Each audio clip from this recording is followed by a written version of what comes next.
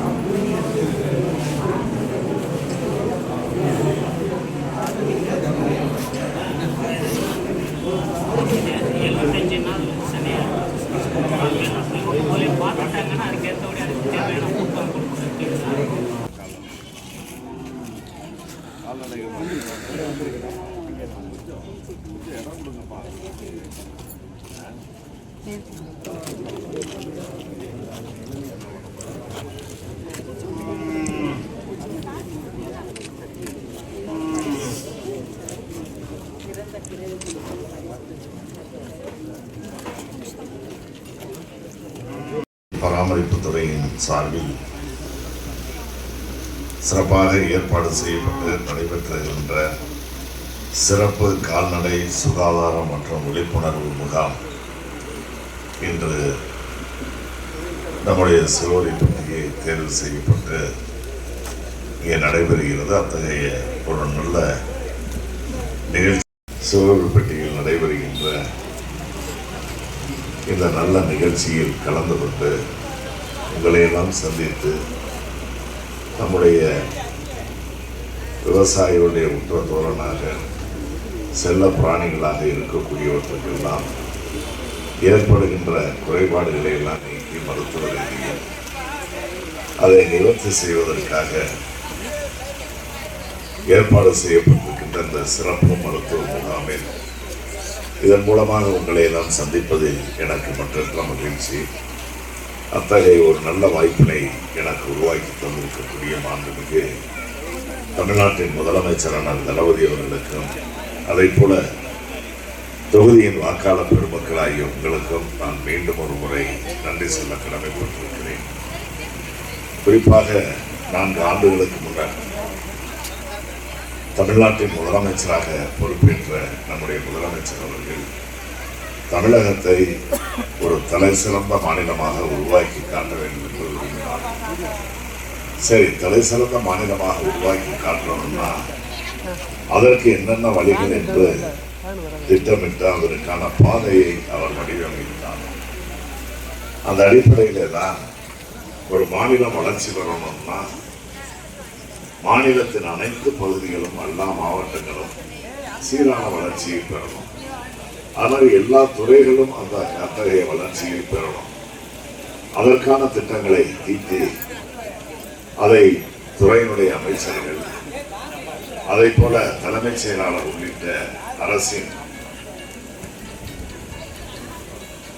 அரசின் துறை செயலர்கள் மாவட்ட ஆட்சியர் போன்றவர்களுக்கெல்லாம் சில வழிகாட்டு முறைகளை நம்முடைய முதலமைச்சர் அவர்கள் செய்து தந்தார்.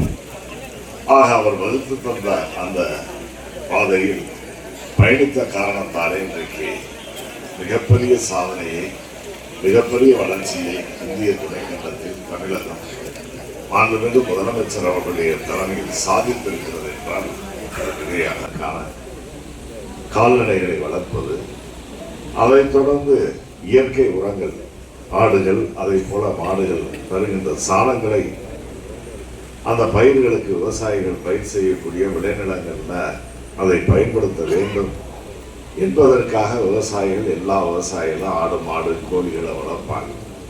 ஆக அவைகள் எல்லாம் விவசாயிகளுடைய உற்ற தோழனாக அவர்கள் மேற்கொள்ளுகின்ற விவசாய தொழிலுக்கு பயனுள்ள உதவிகரமான ஒரு கால்நடைகளாக அவங்க இருக்கிறாங்க. ஆக அப்படி வளர்க்கக்கூடிய அந்த கால்நடைகள் அதுவும் சீக்கு சரக்கு இல்லாமல் இருக்கணும்.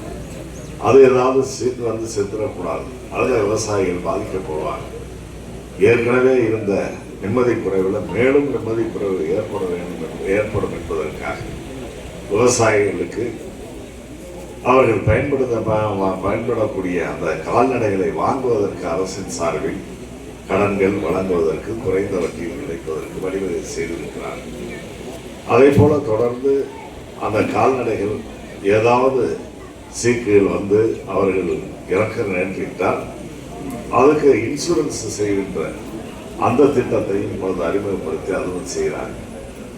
அதே போல அவர்களுக்கு ஏதாவது நோய் நொடிகள் வந்தால் அதை தீர்த்து வைப்பதற்கும் தலை சிறந்த மருத்துவர்கள் கொண்ட அடிப்படை வசதிகள் எல்லாம் நிரம்பிய அளவிற்கு இன்றைக்கு இந்த சிறப்பு முகாமில் கண்காட்சிக்காக வைக்கப்பட்டிருக்கிறதுல நீங்கள் பார்த்தீங்கன்னா மனிதர்களுக்கு இணையாக மருத்துவ உபகரணங்கள், சாதனங்கள் எல்லாம் இங்கே பயன்படுத்தப்படுகிறது.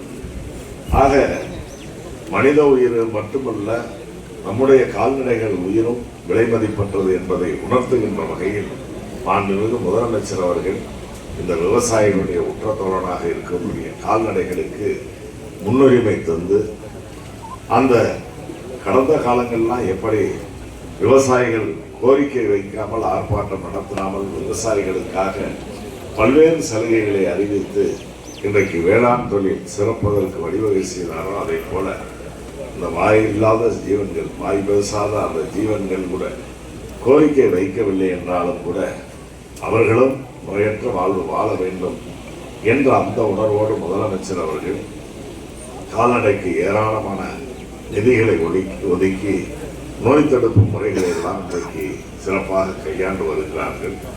அந்த வகையிலே தான் மக்களுக்கு, அந்த விவசாயிகளுக்கு இதையெல்லாம் கொண்டு போய் சேர்க்க வேண்டும், இப்படியெல்லாம் திட்டங்கள் இருக்கிறதா என்பதை பார்க்கும் பொழுது நமக்கே ஆச்சரியமாக இருக்கிறது. திருமதி ராதிகா ஐயா பரிசுகள் வழங்கி அதை தொடர்ந்து கணேசன்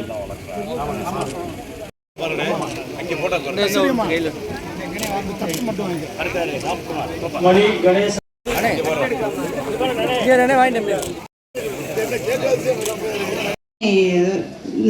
இந்த ஆண்டுக்கு துவக்கி வைக்கிறோம். இந்த முகாமில் அனைத்து கால்நடைகளுக்கும்